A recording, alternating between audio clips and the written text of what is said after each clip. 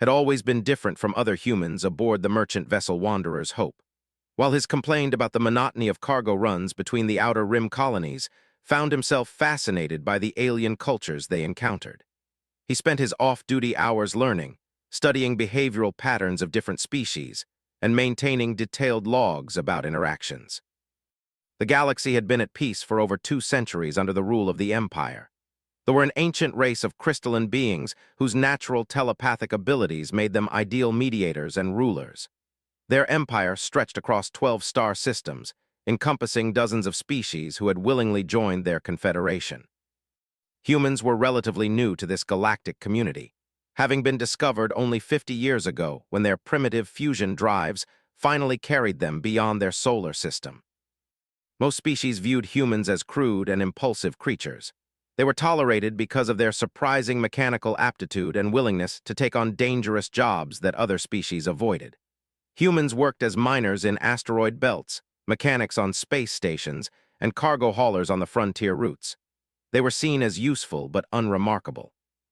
The Wanderer's Hope was carrying a standard cargo load of rare earth minerals from the mining colonies of 442b when they received an emergency transmission. The message came through on all frequencies, broadcast across the entire sector.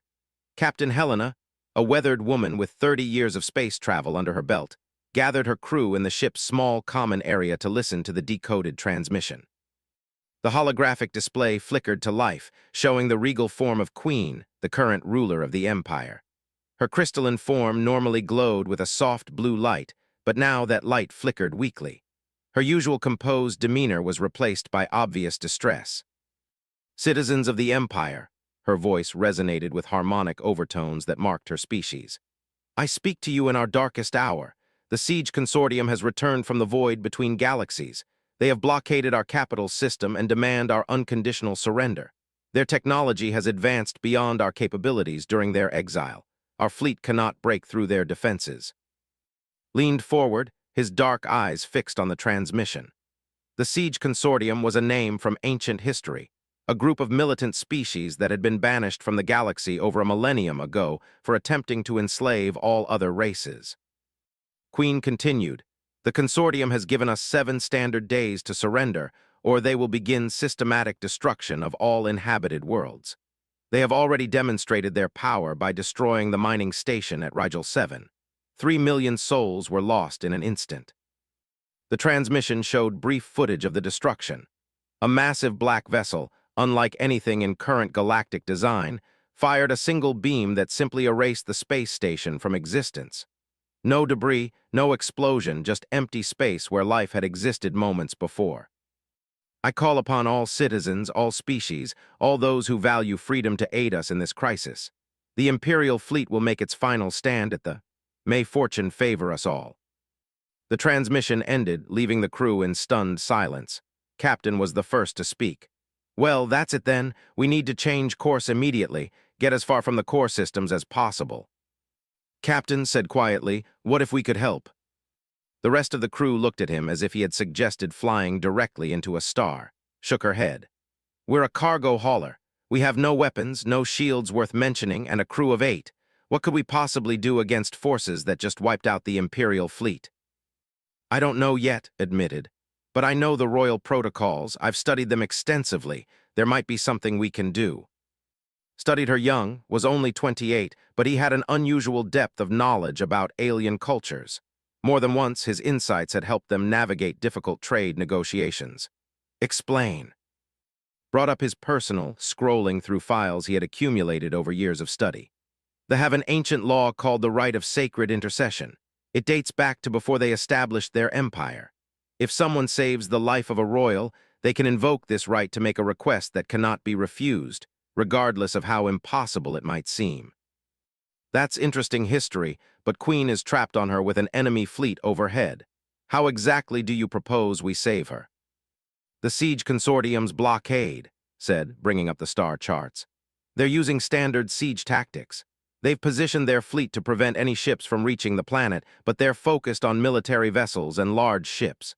A single cargo hauler might be able to slip through if we approach from an unexpected vector." Engineer Sarah, a Korean woman in her 40s, laughed bitterly. Even if we could reach the planet, then what? We can't evacuate the Queen in our cargo hold. We don't need to evacuate her, said, his excitement growing as the plan formed in his mind. We just need to get to her. They have access to quantum communication networks that can reach across the galaxy instantly. If we can reach the Queen and establish communication with the outer colonies, we might be able to coordinate a response. First Officer James Wright, a former military man, crossed his arms. You're talking about flying through an enemy blockade with no weapons and no backup. It's suicide. Maybe, acknowledged. But consider this. The Siege Consortium has been gone for over 1,000 years. Their intelligence on current galactic species is probably outdated. They're expecting tactics, engineering, stealth technology. They might not be prepared for human unpredictability. Captain was quiet for a long moment, weighing the options. Finally, she spoke.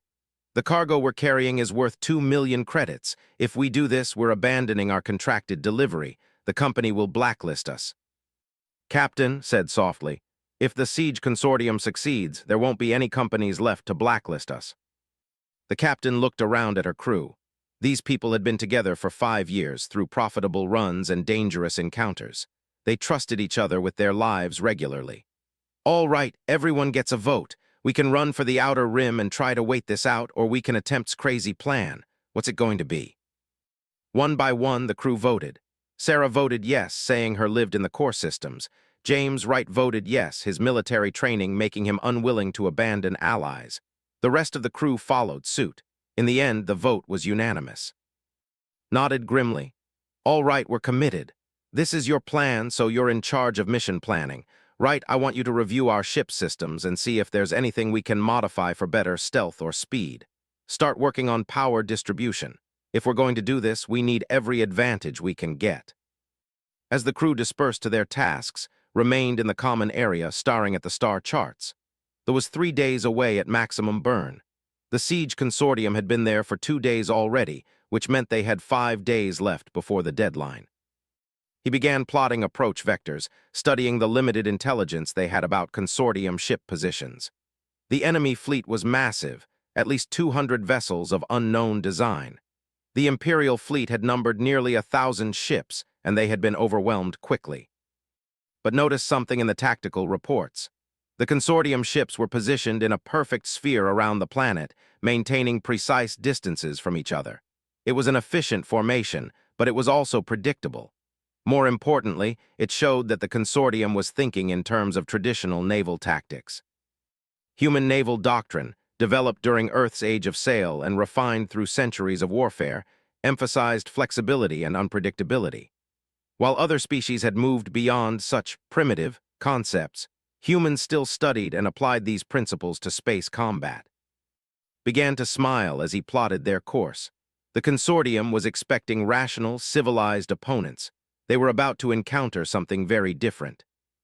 Over the next 2 days, the Wanderer's hope underwent rapid modifications. Sarah rerouted power systems to minimize their energy signature. Wright installed manual overrides on all critical systems, allowing them to shut down automated responses that might give away their position. Worked with the navigation computer to plot a complex approach that would use asteroid fields and stellar phenomena to mask their approach. The cargo hold was reconfigured to carry emergency supplies and communication equipment. If they succeeded in reaching the Queen, they would need to establish a command center quickly. As they approached the system, long-range sensors began picking up the consortium blockade. The enemy ships were massive, each one easily 10 times the size of the largest Imperial vessels.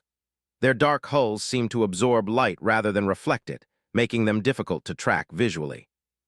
I'm reading over 300 ships now, Wright reported from the sensor station. They've got the planet completely surrounded. Any signs they've detected us? Asked. Negative, we're still too far out, and our energy signature is minimal. Studied the tactical display, comparing it with his planned approach route. Captain, I recommend we continue on course. The asteroid belt on the system's edge should provide cover for most of our approach. They spent the next 6 hours threading their way through the asteroid field. The Wanderer's hope was not designed for such precise maneuvering, but had learned to fly in the dangerous shipping lanes around Jupiter, and her skills served them well. As they emerged from the asteroid field, they had a clear view of the consortium blockade. The enemy ships hung in space like dark predators, their alien designs suggesting technology far beyond current galactic standards. There, pointed to a gap in the formation. Two ships are positioned to cover that approach vector, but there's a dead zone between their sensor arrays. If we come in at exactly the right angle, we might slip through undetected. Might raised an eyebrow. The math works out, but we'll have a window of maybe 30 seconds to pass through unnoticed. After that, we'll be within range of their short-range sensors. Wright shook his head. 30 seconds isn't enough time to reach the planet. It doesn't have to be, explained. Once we're through the outer perimeter, we'll be inside their formation. They won't be able to fire on us without risking hitting their own ships. That's assuming they care about friendly fire. They will, said confidently. The consortium may be ruthless, but they're also practical. Those ships represent massive investments. They won't waste them unnecessarily. Made her decision. All right, we go with plan. Everyone to stations. Cut all non-essential power and prepare for silent running. The Wanderer's Hope began its final approach, moving slowly to avoid detection. The ship's usually humming engines were reduced to barely audible whispers. Life support was cut to minimum levels, making the air thin and cold. As they approached the gap in the formation, held his breath. The enemy ships loomed larger and larger, their dark hulls bristling with weapons that could destroy them in an instant. Steady whispered, her hands delicate on the controls. Almost there. They slipped through the gap with seconds to spare, passing so close to one consortium ship that they could see details on its hull. Strange symbols covered its surface, and weapon ports tracked their movement without quite locking on. We're through, Wright reported quietly. No alarms, no pursuit. Now came the difficult part. They were inside the blockade, but they still had to reach the planet's surface without being detected by the dozens of ships surrounding them. The OV hung before them like a jewel against the darkness of space. Its surface glowed with the natural luminescence of cities, creating patterns of light that had inspired poets across the galaxy for centuries. But now those lights flickered irregularly, and massive consortium ships cast shadows across entire continents. Watch the tactical display as piloted them through the inner blockade. The enemy formation was dense here, with ships positioned to prevent any escape from the planet's surface. But their positioning also created opportunities for a small, quiet vessel. There, pointed to a trajectory that would take them through the shadows of 3 large consortium vessels. If we follow that path, their own ships will block sensor coverage. I see it, said, adjusting their course. But it means we'll have to approach the planet at a steep angle. The atmospheric entry is going to be rough. Better than being vaporized, Wright muttered from his station. They began their descent, using the consortium ships themselves as cover. The alien vessels were so large that the Wanderer's Hope appeared insignificant by comparison, like a minnow swimming among whales. Their dark hulls provided perfect camouflage as they matched course and speed with the enemy formation. As they approached the planet's atmosphere, felt sweat beading on his forehead despite the cold air. This was the most dangerous part of their plan. Once they began atmospheric entry, they would generate heat signatures that could be detected even through stealth systems. Beginning atmospheric entry, announced. Everyone hold on. The ship shuddered as it hit the outer atmosphere, its heat shields glowing cherry red in the darkness. The cargo hauler was not designed for combat landings, and every rivet groaned under the stress of rapid deceleration. Energy spike detected, Wright called out. One of the consortium ships is scanning our entry vector. They're not locking on, said, watching the sensor readings. They probably think we're debris from their own operations. The theory proved correct as they dropped through the clouds without pursuit. Below them, the crystal spires of the capital city came into view. Even in the midst of crisis, the city was breathtakingly beautiful. Towers of living crystal rose from terraced gardens, their surfaces refracting starlight into rainbow patterns. But could see the signs of siege. Energy barriers flickered around key buildings, and the normally busy air traffic was reduced to occasional military patrols. Scorch marks on several buildings suggested that the consortium had already begun demonstrating their firepower. There's the Royal Citadel, said, pointing to a massive structure at the city's heart. If Queen is anywhere, she'll be there. Brought them down in a park near the citadel, using the ship's landing thrusters to clear away debris from what had once been a beautiful garden. As the engines powered down, they could hear the distant rumble of energy weapons being tested. "All right, we're here," the captain said. "Now what?" Was already gathering his equipment. Along with standard translation devices, he had brought several items he hoped would prove his knowledge of culture. "I go to the citadel and request an audience with the Queen. The rest of you stay with the ship and maintain communication." "You're not going alone," Wright said firmly. "This is an active war zone." "Actually, that's exactly what I need to do," replied. "Royal protocol requires that supplicants approach alone and unarmed. If I bring anyone else, they'll assume I'm an assassin." Before anyone could argue further, activated the cargo bay doors and stepped outside. The air was thin but breathable, with a faint metallic taste that came from the crystalline formations throughout the planet. The gravity was slightly lighter than Earth normal, making each step feel oddly bouncy. The city around them was eerily quiet, naturally communicated through both verbal and telepathic means, so their cities usually hummed with mental energy. Now that background presence was replaced by an anxious silence that made skin crawl. He made his way through empty streets toward the royal citadel, following ceremonial paths he had memorized from cultural texts. Architecture was designed to honor the natural flow of crystal formations, so the streets curved and spiraled in patterns that seemed random but followed mathematical principles. As he approached the citadel's outer gates, encountered his first guards. The crystalline beings stood 3 meters tall, their bodies translucent blue-green structures that pulsed with inner light. They wore ceremonial armor that seemed to grow from their bodies rather than being worn over them. "Halt, alien," one of the guards spoke, his voice carrying harmonic undertones that identified him as a male of the warrior caste. "The royal citadel is sealed by order of Queen. None may enter." Stopped exactly 3 meters from the guards, the proper distance for formal address according to customs. He raised his hands, palms forward, and spoke in carefully pronounced. "I am of the human species, crew of the merchant vessel Wanderer's Hope. I come seeking audience with Queen under the ancient rite of sacred intercession. I believe I can offer aid in the current crisis." The guards' crystalline forms flickered with surprise. Few aliens spoke so formally, and fewer still knew of ancient laws. "You claim the right of sacred intercession?" the second guard asked. "That law has not been invoked in over 4 centuries." "I am aware of the rarity," replied. "But circumstances are exceptional. I have knowledge and capabilities that may prove useful to the Queen in the current siege." The guards exchanged rapid telepathic communication, their forms pulsing with different colors as they debated. Finally, the first guard spoke aloud. "You will be escorted to the inner chamber under guard. Any aggressive action will result in immediate termination. Do you accept these terms?" "I accept," said, bowing slightly in the manner. They led him through corridors lined with living crystal that responded to their presence with gentle luminescence. The citadel was larger inside than it appeared from outside. Its spaces expanded through careful use of crystal refraction and dimensional folding. Other they passed stopped to stare at the human.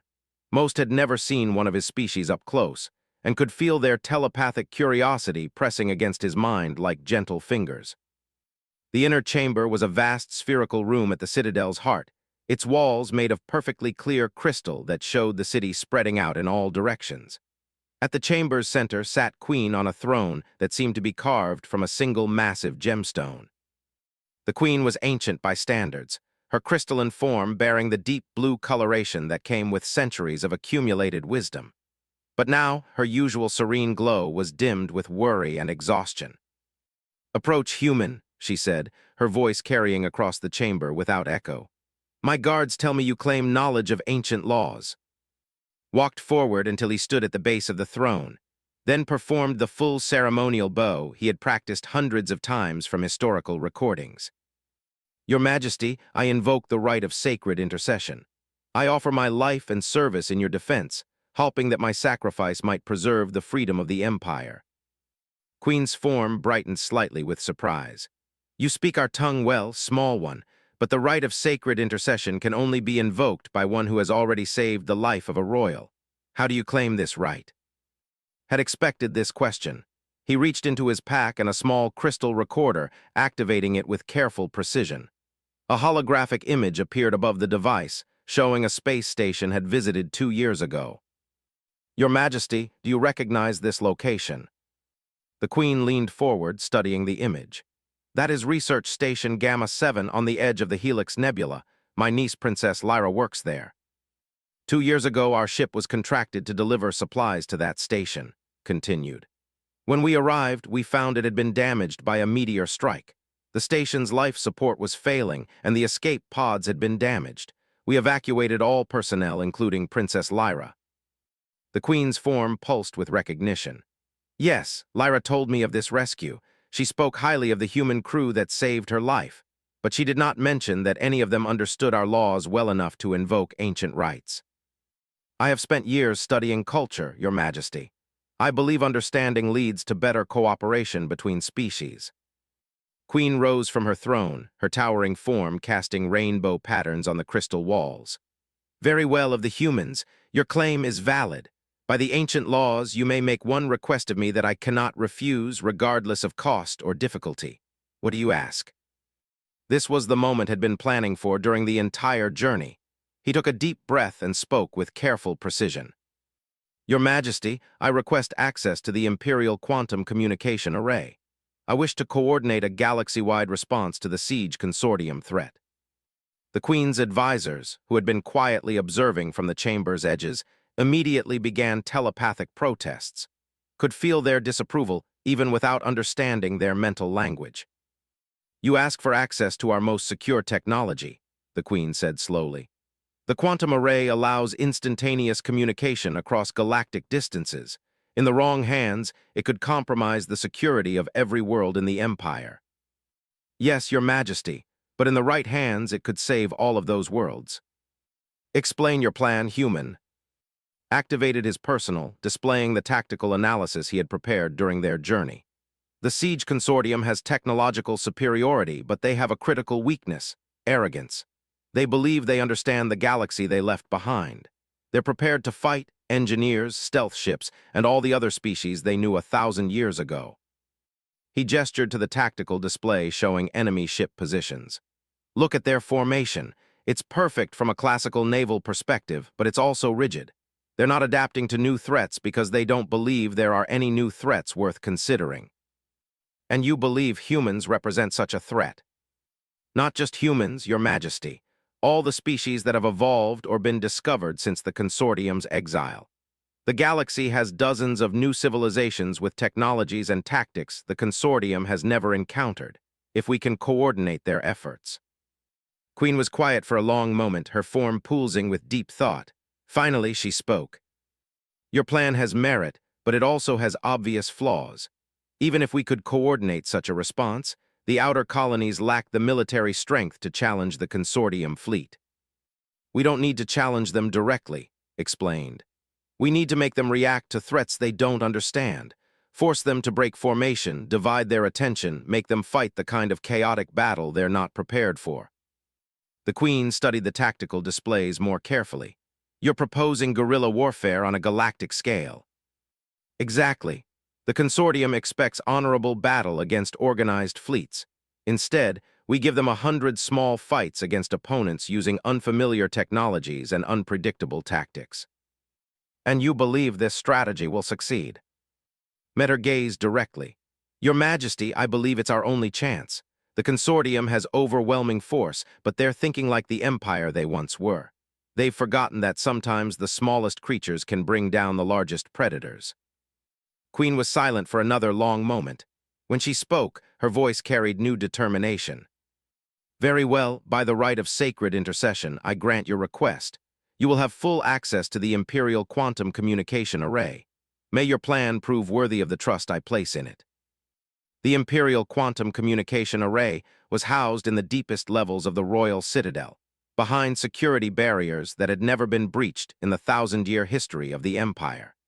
As Queen led through corridor after corridor of increasingly sophisticated defenses, he felt the weight of responsibility settling on his shoulders. The array chamber itself was a marvel of crystalline engineering. Hundreds of precisely cut gems formed a complex geometric pattern that seemed to extend into dimensions beyond normal space. When activated, the array could establish instantaneous communication with any point in the galaxy, regardless of distance or interference. The array responds to telepathic input from operators, Queen explained as they entered the chamber. Your species lacks this capability, so you will need an interface. She gestured, and several technicians began preparing a neural headset designed for non-telepathic species. The device looked uncomfortable, with multiple contact points that would need to be precisely positioned on Skull. Your Majesty, said as the technicians worked, I should warn you that my plan will require revealing certain capabilities that humans have kept secret. The Queen's crystalline form pulsed with curiosity. What capabilities? Humans are naturally resistant to telepathic influence and mental attacks. We've never advertised this because we didn't want other species to see us as threats to telepathic societies like yours. Interesting, the Queen mused. This resistance extends to technological telepathic systems as well. We believe so. It's why we've always preferred direct communication over mental interfaces. But in this case, that resistance might be an advantage. The consortium probably uses telepathic coordination for their fleets, if we can disrupt that. The Queen understood immediately. You want to get close enough to their command ships to interfere with their mental networks. Eventually, yes, but first we need to coordinate the response from the outer colonies. The neural interface was ready and allowed the technicians to position it on his head. The sensation was immediately uncomfortable, like having dozens of tiny needles pressed against his scalp. When they activated the interface, the discomfort became a sharp pain that made his vision blur. The system is fighting his neural patterns, one of the technicians reported. His mental resistance is stronger than anticipated. Can you compensate? The Queen asked. We can, but it will be painful for the human. His mind will need to actively fight against our systems to establish connection. Gritted his teeth against the pain. Do it. We don't have time for comfort. The technicians adjusted the interface and suddenly felt his consciousness expand beyond his body. He could sense the quantum array reaching out across space, touching communication nodes on hundreds of worlds. The sensation was overwhelming, like trying to listen to 1,000 conversations at once. Focus, Queen said, her voice now speaking directly into his mind. Choose specific targets for communication. Began systematically contacting the outer colonies, starting with the human settlements he knew best. The response was immediate and desperate. Colony after colony reported detecting consortium scout ships, and several mining operations had already been destroyed. But as reached out further, he discovered something the consortium hadn't expected. The galaxy had changed dramatically during their 1,000-year exile. New species had evolved, old civilizations had developed revolutionary technologies, and trade networks had created alliances the consortium couldn't predict. This is Commander Sarah of the New Geneva Defense Fleet, came one response. We've got 12 ships here, nothing fancy, but we've been working on some new ideas for asymmetric warfare. Admiral of the Helix Swarm responding, came another. Our ships are individually weak, but we can field thousands of them. What are your orders? One by one, contacted every military force, every defense fleet, every group of armed merchants willing to fight. The response was overwhelming. Hundreds of species, thousands of ships, all united in their determination not to surrender to the consortium. But coordinating such a diverse force required more than just communication. Needed to understand each species' capabilities and figure out how to use them effectively. The Void Dancers of the Magellan Cloud have ships that can phase in and out of normal space, he reported to Queen. They could hit consortium vessels and disappear before return fire.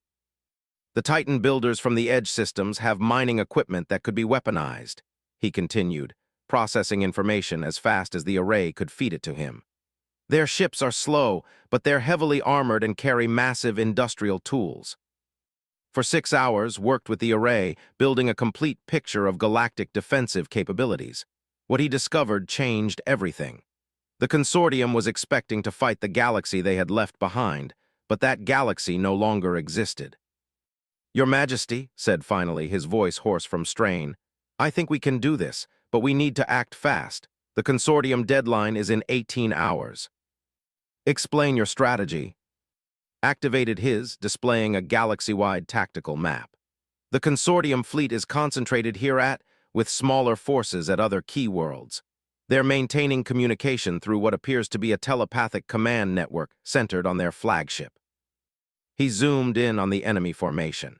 If we can disrupt that network while simultaneously attacking their scattered forces, we can force them to either break formation or lose coordination with their outlying ships. How do we disrupt a telepathic network? That's where human neural resistance comes in.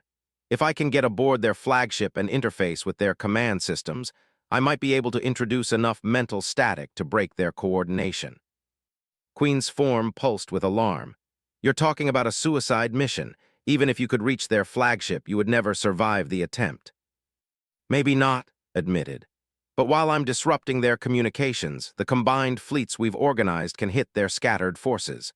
Void Dancer phase ships, Titan Builder industrial weapons, human unpredictability, and dozens of other tactical advantages they've never seen before. The Queen was quiet for a moment, processing the implications.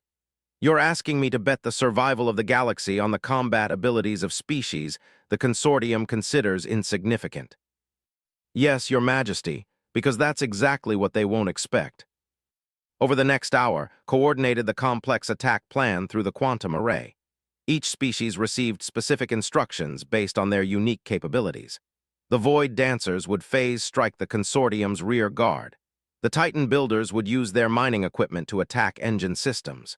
Human ships would coordinate the attacks with their superior strategic flexibility. But the key to the entire plan was getting aboard the consortium flagship. For that, they would need a distraction. I can provide that distraction, Queen said when explained the requirement. The Royal Fleet has one advantage the consortium doesn't know about. We've been secretly developing quantum torpedoes that can penetrate their shields. How many ships do you have left?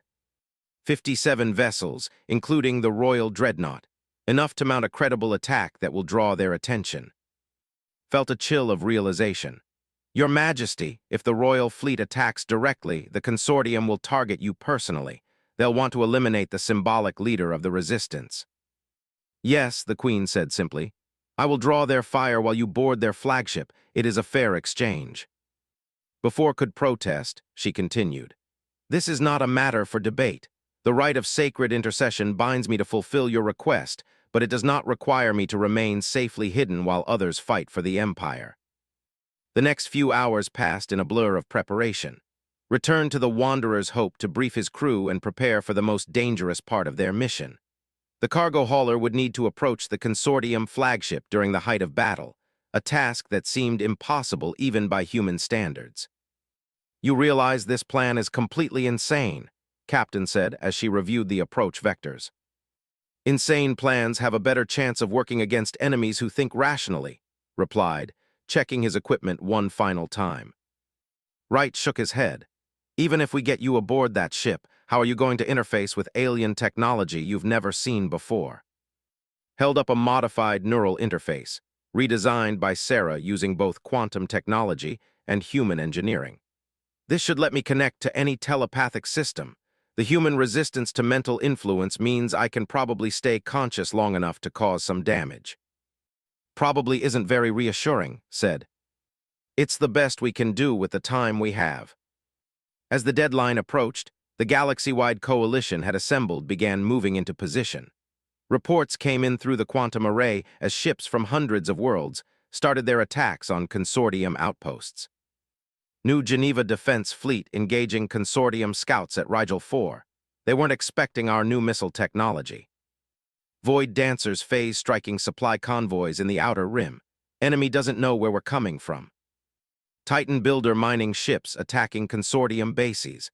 Our industrial equipment is cutting through their hull armor like it's made of paper. Each successful attack was a small victory, but knew the real battle would be decided hereat. The consortium's main fleet remained intact and dangerous. All ships, this is Queen, came the broadcast on all frequencies. The Royal Fleet begins its attack in 10 minutes. All citizens remember that we fight not just for ourselves, but for the freedom of every thinking being in the galaxy. watched from the bridge of the Wanderer's Hope as the royal fleet emerged from behind's moon. 57 ships against over 300, but they moved with perfect coordination and purpose. The consortium response was immediate and devastating. Dark energy beams lanced out from their ships, destroying vessels in brilliant explosions. But the royal fleet pressed forward, their quantum torpedoes beginning to find targets. "Now," shouted, and the Wanderer's Hope launched from its hiding place among the planet's orbital debris. They accelerated toward the consortium flagship, a massive vessel that dwarfed even the largest Imperial ships. Its dark hull bristled with weapons that could destroy them in an instant, but all of those weapons were currently focused on the attacking royal fleet. "I'm reading massive energy signatures from the flagship," Wright reported. "It looks like some kind of communication array, probably their telepathic command center." "Perfect," said, suiting up in a modified EVA suit. "Get me as close as possible to those arrays." Brought them in under the flagship's massive bulk, using its own shadow to hide their approach. The alien vessel was so large that its gravity well affected their navigation, pulling them toward docking bays that gaped like enormous mouths. "There," pointed to an access port near what appeared to be the ship's communication center. "I can reach that." "Once you're aboard, we won't be able to maintain communication," warned. "I know. If I'm not back in 30 minutes, get out of here." Activated the EVA suit's maneuvering jets and launched himself toward the consortium ship. The alien hull was unlike anything he had ever seen, its surface covered with symbols that seemed to shift and change as he watched. He reached the access port and found it protected by an energy field. But as he had suspected, the field was designed to keep out telepathic intruders. His human mental resistance allowed him to pass through with only minor discomfort. Inside the ship, found himself in corridors that normal geometry. The passages seemed to bend in directions that shouldn't exist, and the lighting came from sources he couldn't identify. But his modified neural interface began picking up the telepathic signals that filled the ship like background radiation. Following the strongest signals, he made his way deeper into the vessel. The consortium crew members he encountered were like nothing in the galactic databases. They appeared to be artificial beings, their bodies constructed from the same dark material as their ships. They moved with mechanical precision, apparently unaware of his presence. He reached the command center to find a vast chamber filled with telepathic amplification equipment. At the center of the room stood what could only be the consortium commander, a towering figure that seemed to be more machine than living being. "Interesting," the commander spoke, its voice echoing with harmonic frequencies. "A human. We had not expected any of your species to reach this far into space." Realized he had been detected the moment he entered the chamber. But instead of calling for guards, the commander seemed genuinely curious about his presence.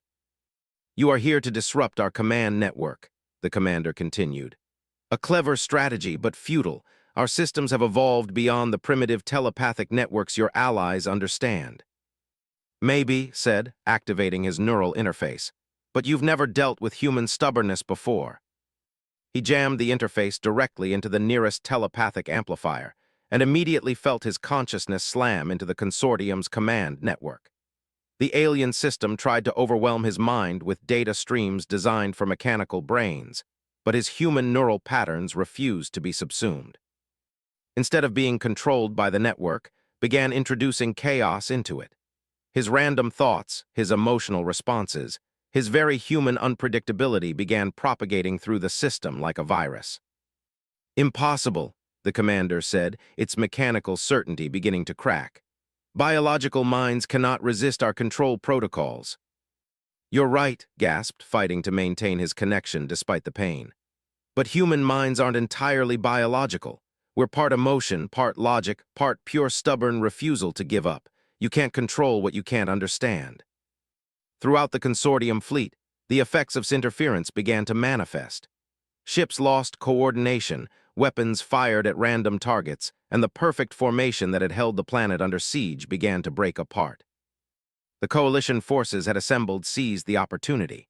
Void dancer ships phased in among the confused consortium vessels. Titan builder mining equipment tore into ships that could no longer coordinate their defenses. Human tactical flexibility turned the space around into a chaotic battlefield that favored the smaller, more adaptable coalition forces. "Your interference is temporary," the commander said, advancing on. "When you die, our systems will restore proper function." "You're probably right," admitted, pouring more of his consciousness into the alien network. "But temporary might be enough." On the bridge of the Royal Dreadnought, Queen watched as the consortium formation collapsed into confusion. "All ships press the attack. Their coordination is broken." The Royal Fleet, reinforced by arriving coalition forces from across the galaxy, began systematically destroying the scattered consortium vessels. Ships that had seemed invincible when working together became vulnerable when isolated and confused. But aboard the flagship was losing his battle against the alien command systems. His human neural resistance was strong, but it wasn't infinite. The consortium's mechanical networks were slowly adapting to his interference, learning to route around his chaotic inputs. "Your species shows promise," the commander said as it reached for. "Perhaps we will study you before your extinction." Managed one last surge of mental static through the network, disrupting communications just as the coalition forces reached the flagship itself. Void Dancer ships phased directly into the command center, their weapons destroying the telepathic amplifiers and sending feedback through the remaining network. The explosion that followed destroyed the consortium flagship and scattered the remnants of their fleet. Those ships that survived the battle fled back toward the void between galaxies, their thousand-year return ending in defeat. Survived the explosion, barely, rescued by a Void Dancer ship that phased him away from the destruction. When he regained consciousness 3 days later, he found himself in a medical facility surrounded by representatives from dozens of species. "The hero awakens," Queen said, her crystalline form now glowing with its full, healthy radiance. "Your plan succeeded beyond all expectations. The consortium has been driven from the galaxy." "What about casualties?" asked Weekly. "Surprisingly light, considering the scope of the battle. Your strategy of using each species' unique capabilities minimized losses while maximizing effectiveness. Tried to sit up and immediately regretted it. And the coalition forces. They have requested that the coordination network you established be maintained permanently. It seems the galaxy has discovered the value of true cooperation between species." Over the following days, learned the full extent of what his desperate plan had accomplished. The Siege Consortium had been not just defeated, but completely rooted. More importantly, the alliance between dozens of species had created a new galactic order based on mutual respect and cooperation. "You realize what you've done," Queen said during one of his recovery visits. "You've fundamentally changed how the galaxy approaches conflict and cooperation." "I just did what seemed logical," replied. "Use everyone's strengths, minimize their weaknesses, and never let the enemy predict what you're going to do next." "That may be the most human statement I've ever heard," the Queen said with what might have been amusement. "You've turned unpredictability into a strategic advantage." 6 months later, stood before the Galactic Council as it officially established the Cooperative Defense Alliance. Representatives from over 100 species had gathered to formalize the network that had saved them all from the consortium. "It is fitting," Queen addressed the assembly, "that this alliance was conceived by a human. Humanity may be newcomers to our galactic community, but they have shown us the value of thinking beyond traditional boundaries." Was awarded the Order of Galactic Service, the highest honor the Empire could bestow on a non-citizen. But more importantly to him, the cargo hauler Wanderer's Hope was commissioned as the flagship of the new alliance's rapid response fleet. "You know," Captain said as they prepared for their first official mission, "when we started this run, I thought we were just delivering mining equipment." "Sometimes the most important journeys are the ones we never planned to take," replied, watching as ships from dozens of worlds fell into formation around them. The galaxy was safer now, protected not by the dominance of a single empire, but by the cooperation of many different civilizations working together. And at the heart of that cooperation was the lesson one human had taught them all, that sometimes the smallest voice, speaking at the right moment, could change the fate of everything. As the Wanderer's Hope jumped to hyperspace, leading a fleet of vessels representing the full diversity of galactic civilization, reflected on the strange turn his life had taken. He had started as a simple cargo hauler with an interest in alien cultures. Now he was a coordinator of galactic defense, helping to protect billions of beings across hundreds of worlds. But in the end, he was still doing the same thing he had always done, trying to understand others, finding ways for different people to work together, and refusing to give up even when the odds seemed impossible. It was, he thought, a very human way to save the galaxy.